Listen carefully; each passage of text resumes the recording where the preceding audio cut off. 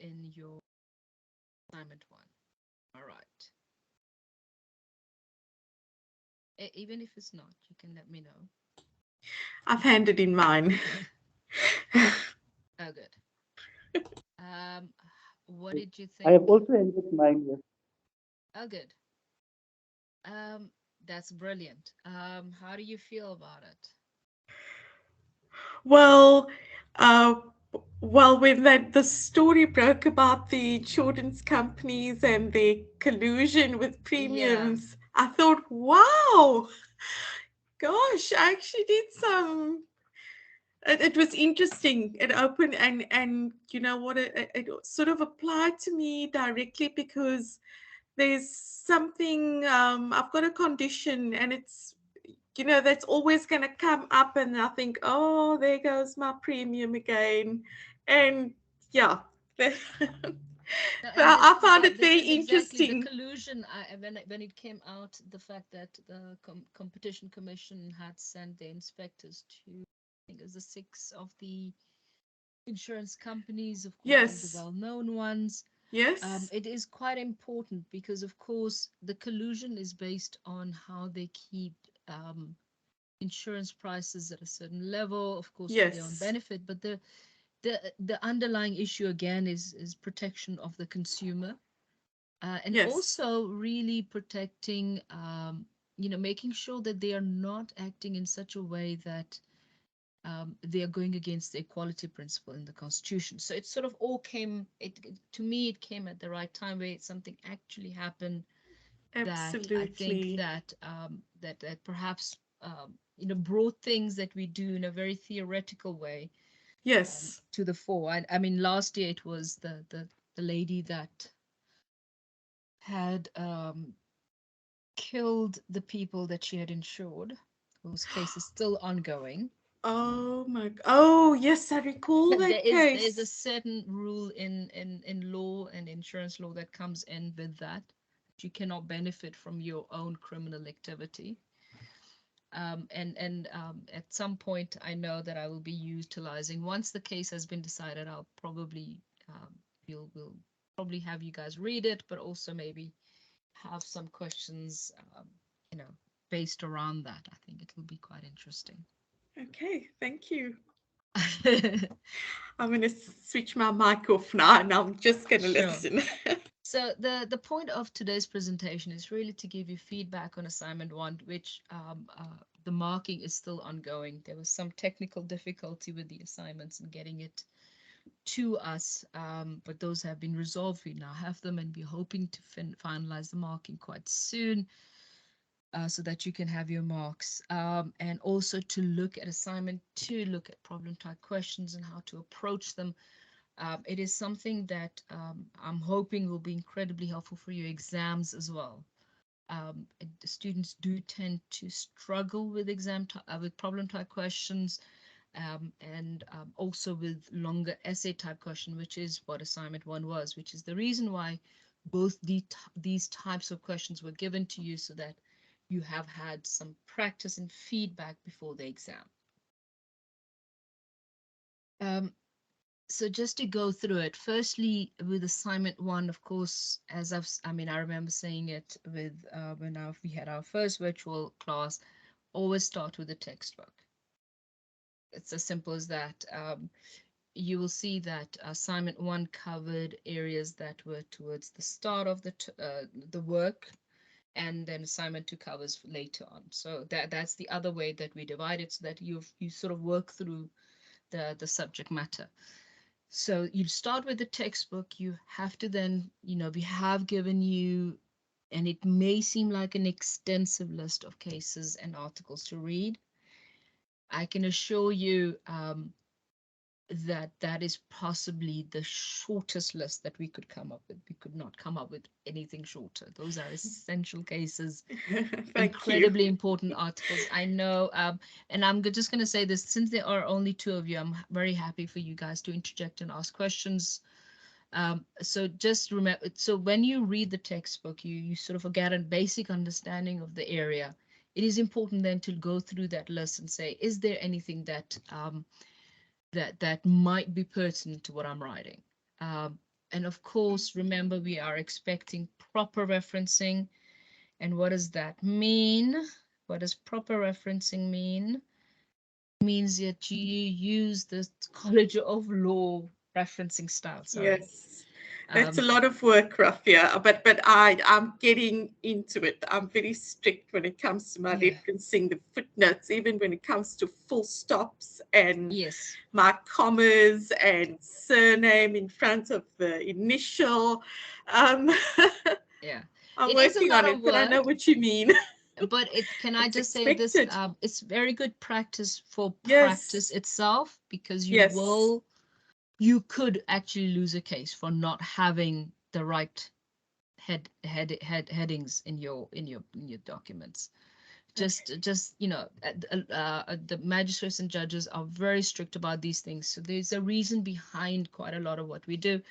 And also, if you go on to do your masters, you will need to utilize this as part of writing any paper and so forth. Yes. So in the book itself, you'll see it's quite a short section of the textbook. Is paragraph 2.38 to 2.46, and I refer to paragraphs because my understanding is from some other students that the the ebook version has different page numbers. So I'm referring to paragraphs, which hopefully makes it all easier.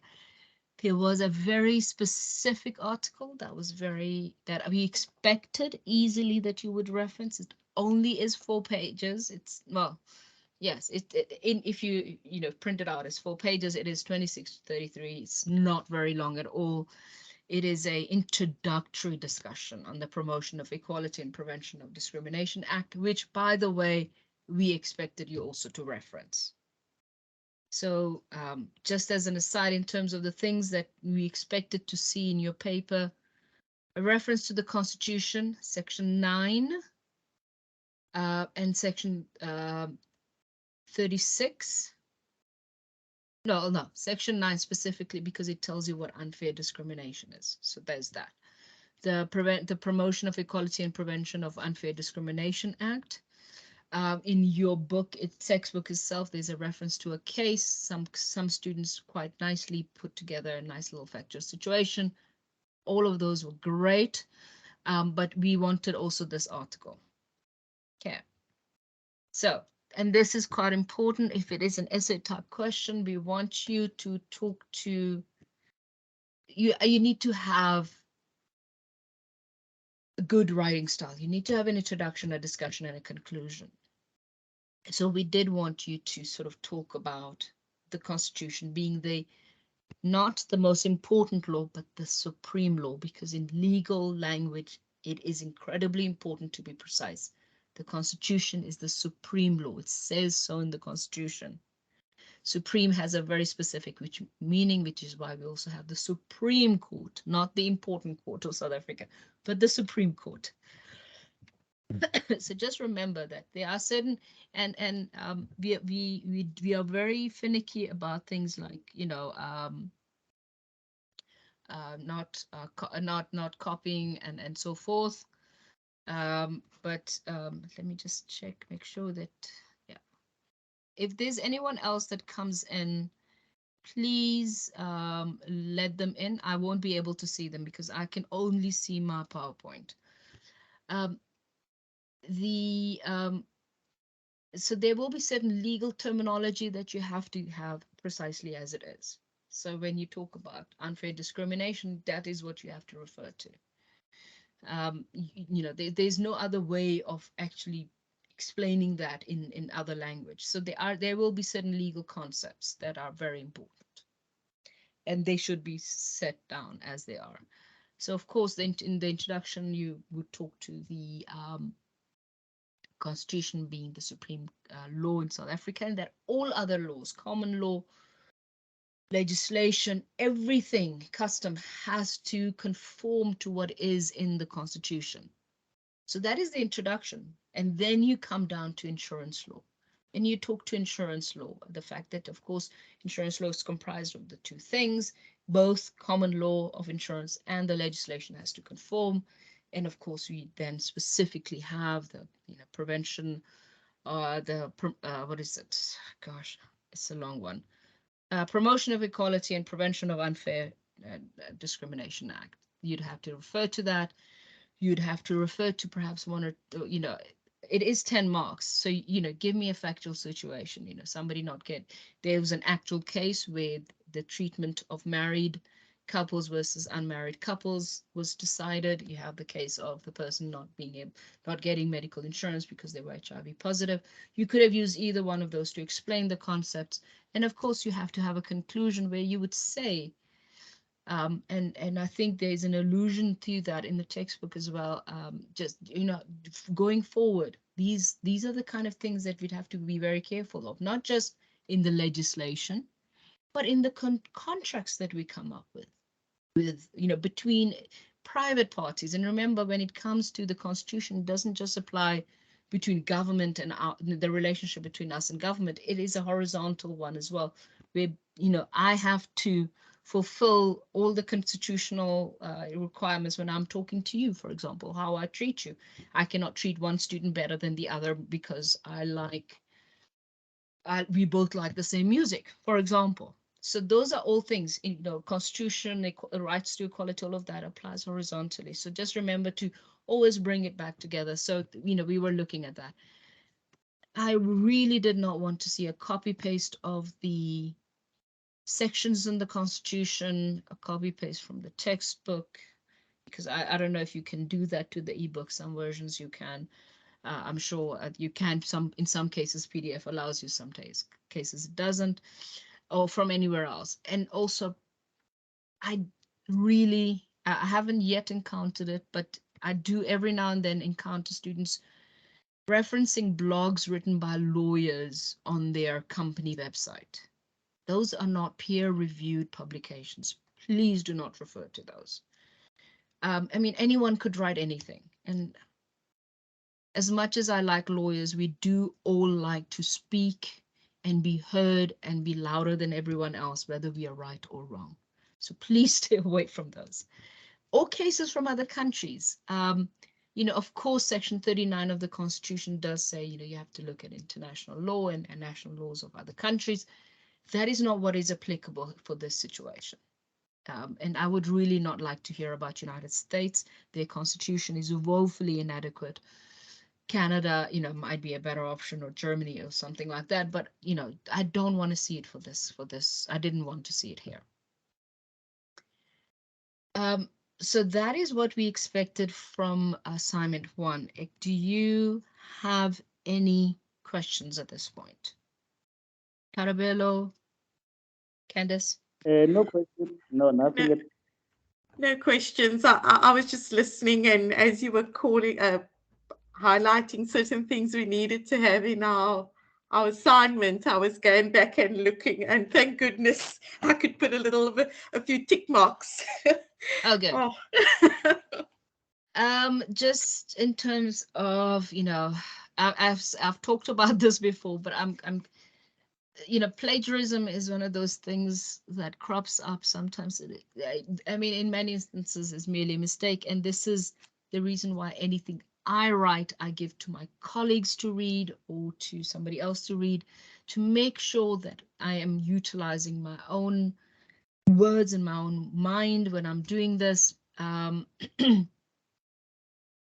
So, always make sure okay, the exam is open book. We're not even going to go there. But when you are writing anything, make sure you put it in your own words. Compare what you have written against the original source. Did I change it into properly? And also, you have to tell me what you understand. And this is specifically quite important for the others. There is an example there. There are things that you could explain. It's from the textbook. For example, here, if you were to have to explain this, if we asked you, for example, this is an excellent question, actually. If you just look at underlying the whole idea of insurance, as we know it, is the notion of spreading risk. Do you agree? So we'd give you a 5-mark example, question for that. And here you would have to say what it is that spreading of risk mean. So you would have to utilize other ways of explaining this and not use the what's in the study guide, but utilize your own words, the things that you could really, you know, just as an aside, please understand insurance as a legal concept, as a concept, has existed almost from, you know, time immemorial. I mean, we know it, of course, we got it from Roman Dutch law, which came from Roman law, so at least around 3,000 years ago, if not longer. People have always wanted to try and protect themselves against complete loss of any and all value that they have in terms of their life. So, and what makes their life, you know, it work well. You know, they don't want to. Nobody wants to lose their house or their car or their axe or their ship that they use for making money. So we've always distributed risk. But you have to be able to really understand, and to really understand, the first thing you would have to do is to actually study.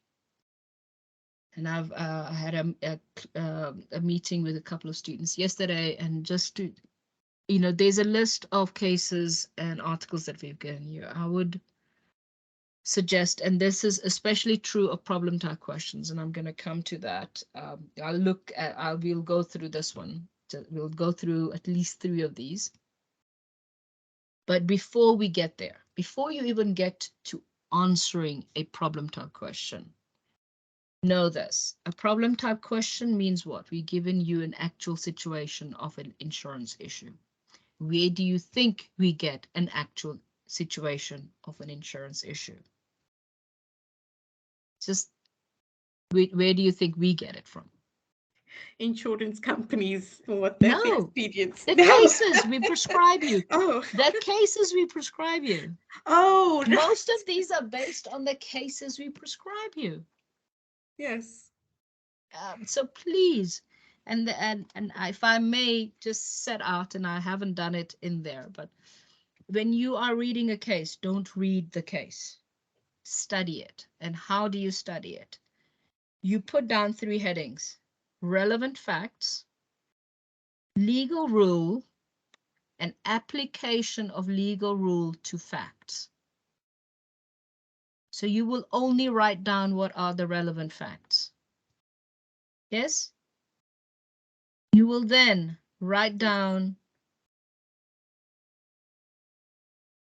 the legal rule and where it comes from. And what you will then do is apply that legal rule to the fact that you have said are relevant. And then once that exercise is over, you will have your answer yes or no. Does your client have a case? So if I tell you I insured my blue house, which is surrounded by rose bushes, for 2 million rand, what are the relevant facts? Carabello.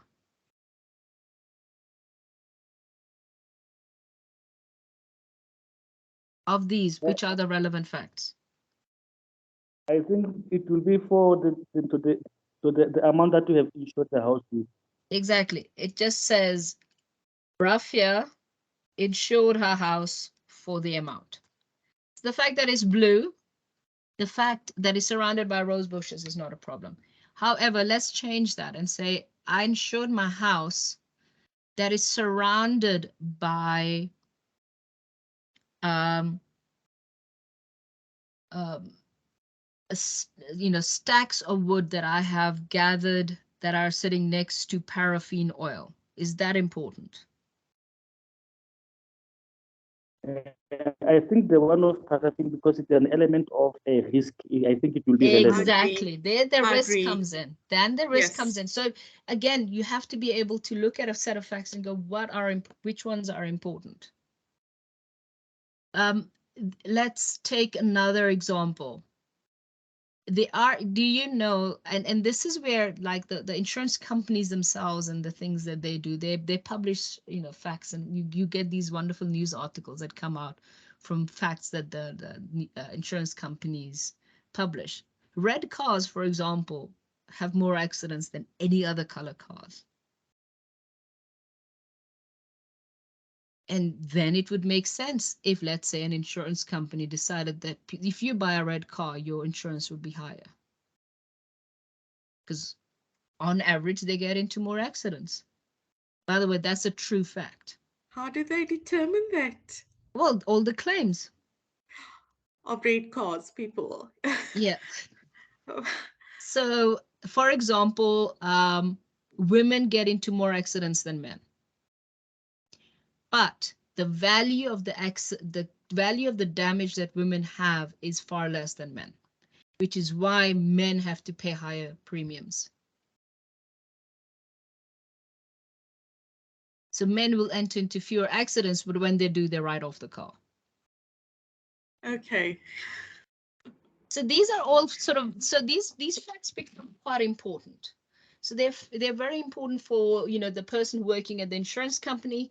For us, for the purposes of this course, what is important is when you look at a case, and ideally, I had very good friends, and we would take the list of cases and divide them amongst ourselves and each person, and we trusted each other to do it properly. But we summarized cases and then shared our summaries. So that's an option. But no, but only do that if you actually trust the other person to summarize it properly. So the summary has to have 3 headings: relevant facts, legal rule applicable, application of the legal rule to facts. In some cases, you will find that there are more than one set of legal rules that is being utilized, and its relevant facts might have a lot more happening. So just be aware of that. Some cases are more complicated. I can tell you the problem type questions we give you are the simplest version of the problems that are happening in real life. In most instances, these people have a lot more complications than this. So this is fairly simple. So this is, let me look at this first sample question. Sorry, I'm just, Mbelu, am I saying your name right? Welcome.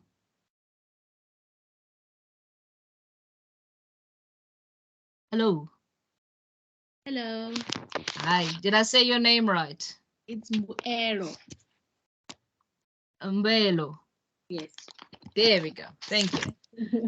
We've already looked at assignment 1 feedback. I'm also recording this session, so just remember that I will make that recording available. Yes? And if please, there's just 3 of you, you know, come in freely to have a discussion. So this one, for example, okay, firstly, I don't think anyone would ever buy a house for 1,000 rand, so this is ridiculous.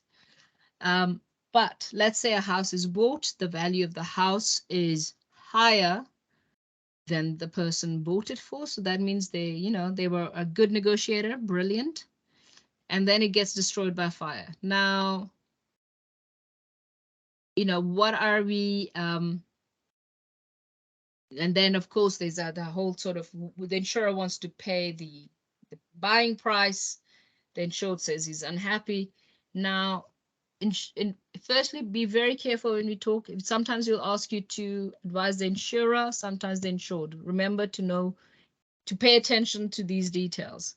In this instance, what do you have to explain? This is not a case, by the way. This is not one of your cases. What this has to do with a couple of concepts that we do talk to in insurance law. Does anyone know what this is?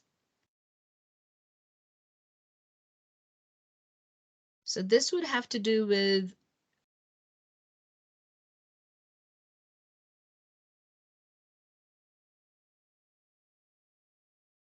this has to do with a concept called underinsurance and overinsurance. So we would, sometimes it is, we tend to underinsure. Underinsure means that we insure the property for less than it's actually valued. And overinsurance means that you have insured it for more than it was actually valued. And they'll both have a very particular consequence. If you're underinsured, you will get the value of what you insured for. Rafia, I've got a Yes. question about that. How does one make sure that you're not underinsured or overinsured? Who do you go to? Who do you speak to about that? Well, the insurance, yeah, yeah, they're very, there's a lot of people involved. But firstly, you should know the value of your property. Okay. If you know that, then you will insure it at the right value. Okay. It's as simple as that. But when it comes to contents and things like that, that is another thing. If you have all the receipts, you can add them all up. And so forth. I think it's very important to realize when you are signing the contract, whether you are signing up for market value, actual value, or for the amount that you have insured for. So you can, in some instances, specify the amount. Sometimes you can specify market value, which is what the person has done here. And that's an interesting thing. So here the house was insured for the market value. Yes. So is it important at all how much he bought it for? Is that a relevant fact? No, because he insured it for market value and they give you the market value. Yes. Now the insurer, of course, is trying to pay less because he's saying this is what you paid for it. And that is where you will look at whether, what the contract itself said. And here the market value will talk to that. But initially, we'd like a discussion here of underinsurance and so forth, and the idea of insuring for the house for what it was bought. You can also claim replacement value for a movable asset, usually a car. So it could be replacement value, market value, or what you bought it for. So you can decide all of those things. In this instance, he said market value, so they would have to give what? The market value. Yeah. Let's look. So approach, identify the legal problem, set aside a time the house is underinsured. Sum insured is, of course, 1-1. Will he be able to recover 1-2 or 1-1? And that is the second part. That goes to the underinsurance section of things. So market value, of course, would be 1-1 at the time of the loss, at the time that you have insured, not the value at time of loss. Yeah. So you would be able to claim the value that you insured it for at the time when you insured, which is 1-1 and not 1-2. There will be no difference. So here, this is the approach. You will set out the relevant legal principles. Here, you do not have a case to look at. You will apply it to the facts. Yeah. Okay. This is another one, and I particularly like this one because it's broken into very small things. Each time we change the facts a little bit, so you have to read the whole thing plus the new set of facts, read the whole thing plus the new set of facts. It makes it interesting, especially for the lecturers. I'm not quite sure how interesting everybody else finds it, especially students. But let's say, so she insures her restaurant against all risk, which is a very specific type of insurance. You'd have to go look it up. Explain whether or not will be liable, which means all risk, not all liability. So you're not going to be able to claim for every single loss, but all risks. So risks are what? Risk against fire, flooding, lightning, maybe a guest that misbehaves. Yes, all risks, but not all liability and not always full liability, depending on whether you're involved in it.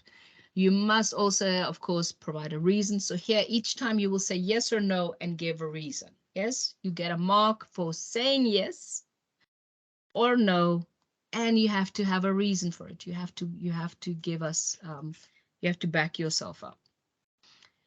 So, while preparing a meal, Namusa negligently causes a fire which damages her restaurant. Does she have a claim? Yes, no. I don't think so because it's negligence.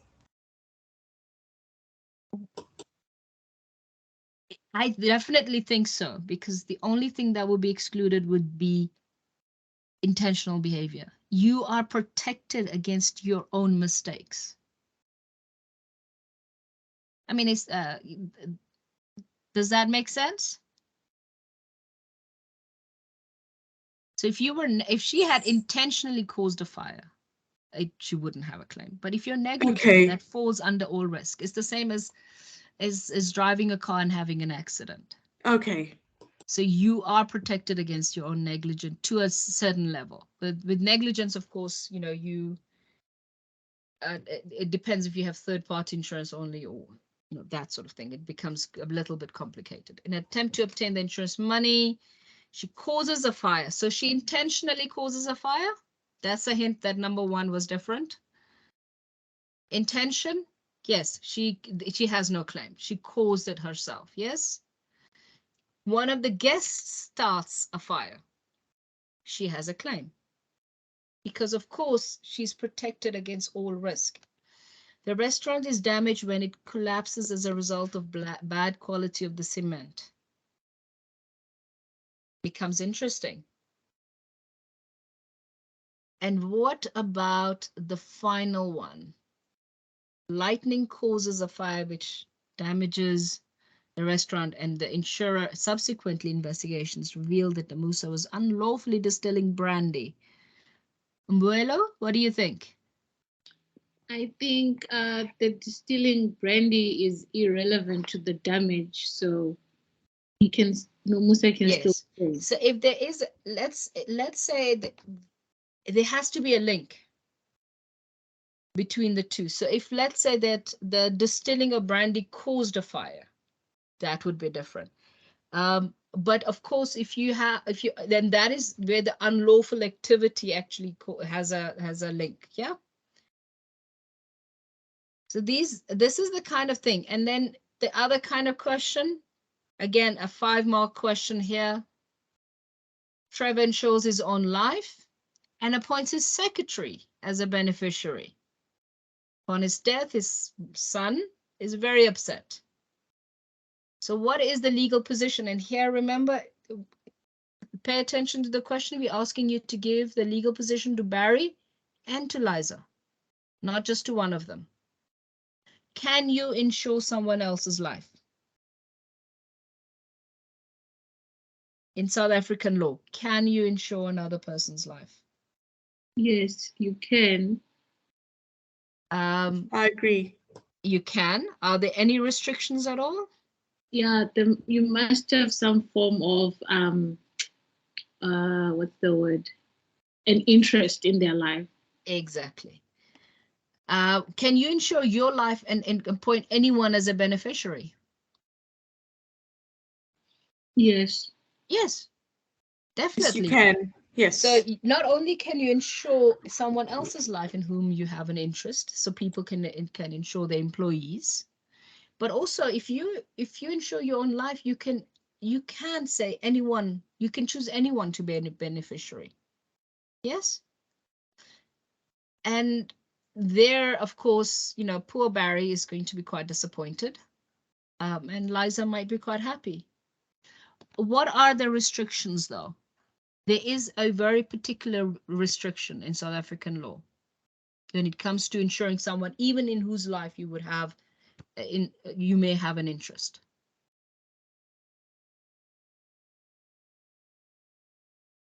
When it comes to children,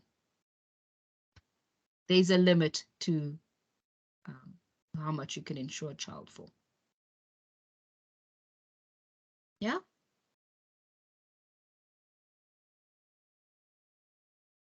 Yeah. Oh, I even had a fourth one. So here This one goes back to an actual case, one of the cases that we prescribed to you. Alice and husband Jerome are in a business. They do deliveries. The vehicle is owned by Alice. Jerome insured the vehicle in his own name. The vehicle is stolen. Jerome lodges a claim. The insurer refuses to pay, and he says, well, no, it's not your car. Why did you insure it? And I just wanted to actually go to the library. Sorry, library site. Where is it? There we go. So I can show you where the case is. I'm just showing you also how to get to the recommended books and reserves. Just to be completely sure that I've shown you guys that. Okay.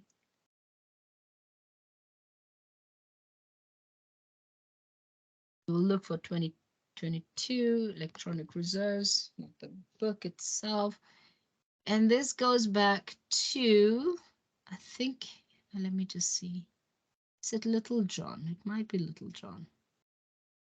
Where somebody had insured his wife's jewelry. So at least now you know, if you haven't gone to read the cases and the articles, that's where you go. You will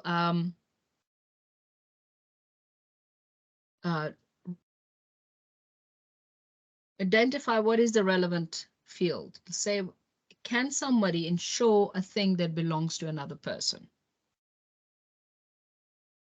In the case of Little John, this gentleman insured his wife's jewelry, which was then stolen, and he wanted to claim, and they said, the court actually said, hang on, if you're married, you're in a relationship, you feel responsible for the other person and you insure their belongings, you have an insurable interest. Because, of course, you're in a relationship. That relationship means that it allows you to have an insurable interest in their belongings. And you can therefore insure it and have a claim. So you would have to identify the legal rule, look at the case, look at the facts there that are particular, not exactly the same, but similar set of facts, if I can put it that way, where one person is insuring, well, a husband is insuring his wife's thing and being able to claim. I think it even goes further where people are actually doing business together. You have an interest in the business. Even as a shareholder, you could insure the business because you have an interest in that. Okay, so this whole thing revolves around insurable interest. There's a very particular set of facts and a case that you have to refer to, apply that, and you get your answer. And of course, remember to always, you will get a mark for telling Jerome simply, you have a claim. You actually get a mark for that. So don't forget that. Do the rest of it, but don't forget to answer the last one as well. And that's it. That's my deal. If you have any questions on the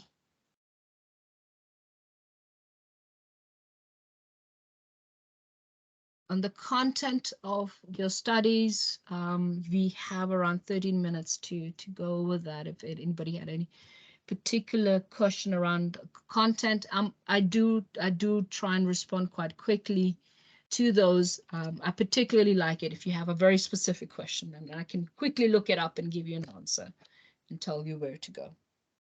Have you had any difficulties accessing materials? I know we've had some issues with my modules and the sites sometimes not being available. Are you okay with all the I your haven't had deadline any looming problems. up, with your deadlines looming? I think Simon too, and then of course you have gotten the exam timetable as well. Yes. Yes. We will do a final class for exam preparation too, at the towards the end of September, start of October. Ma'am, Yes, go ahead. Can I just ask on the first sample question that we did on under insurance? Mm-hmm. Were we not supposed to also apply the average principle? Even if you do, sorry, even you apply the average principle, there is no difference, apparently. Or for this specific question? Yeah, for that specific question, average would not have mattered. But it would be great if you actually talked to it as well, at least said that in some instances, the average clause applies. Okay. The average clause is far more is used to a much larger extent in cross-border trade and carriage of goods by sea. Okay. Than it is in sort of everyday insurance,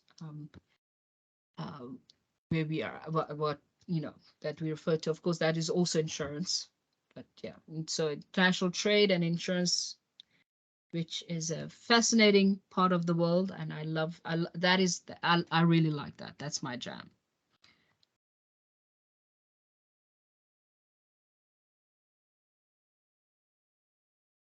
Any other questions? Parabello, are you okay? No, I'm fine. I just lost some network some while ago. I lost connection, but I'm back Oh now. dear. Oh dear, I'm so sorry. That's why I always want to record these sessions, because I think they might be quite useful. Candice? I don't know. I just want to get studying, because I think when I look at my exam timetable, it's probably a month to go, and then we're writing our insurance exam. Yeah, I But think it the dates exam, of the 12th of October. yes, it is not very far. No. No, it isn't. But it's we'll get to, when we get to the exam preparation class, I'll also just tell you how much it is. It's going to be similar to term one, where it was 4 hours. I hope by now all of you are more or less okay with utilizing the Invigilator app. To me, that was the only thing last term that a lot of students struggled with. I'm fine with it, yes. Yeah. No, I'm glad for that. Then you're fine, because then those are the stressful things. Every time they introduce a new technology or a new format, that's I think the difficult, or at least the stressful part. But just as a thing, be good just to go through the things that we've prescribed. Please, read through the textbook, read through the sections. We've very clearly put in your study guide where you should read and where you should study, and know the difference between the two of them. It's very helpful, yes, doing that. Yeah. So follow that. The study guide is an excellent guide, because that's what it is. It's a guide. Please don't just only study the study guide. It is merely a guide. Any other questions? Had there been more students, I think we would have had probably a little bit more information. And then feel free to email me, as I've said, about the content of the subject, please. Administrative inquiries, I'm not able to help very much with. Anything else, content of the course, and if you are struggling maybe to access the platforms, I can at least forward it to the correct people. Yeah, thank you very much for coming, Karabelo, Mbelo, Candice. I appreciate it. I appreciate your presence. And good luck with finalizing the assignment, if you haven't already done so, and I'll see you for the exam preparation class. Most of the lectures, just as an aside, they are narrated PowerPoints that are uploaded, just so that I've done, that Professor Vinette Jacobs has done. So you can always go and listen into those and look at your notes and see if you're on the right track there. Yes? Thank you. Okay, great. Take care. Okay. Yeah. Have a good weekend. One question.